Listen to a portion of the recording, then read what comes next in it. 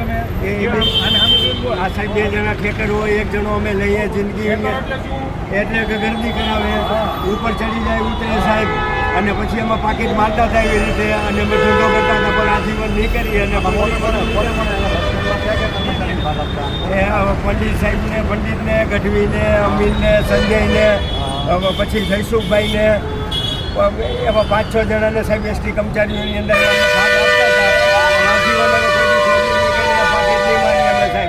આ જીવન એક મોકો દઈ દો સાહેબ અમને પોલીસે. ભીડભાડમાં ચોરીની ટોળકી પકડાઈ.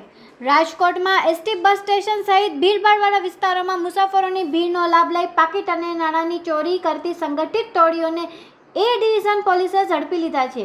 લાંબા સમયથી ચોરીની ફરિયાદો મળી હતી, જેના આધારે પોલીસે સઘન તપાસ શરૂ કરી છે. તકને જઈને ચોરી કરતી આ ટોળકી સામે કાર્યવાહી કરી અને ગુનાનો ભેદ ઉકેલાયો છે.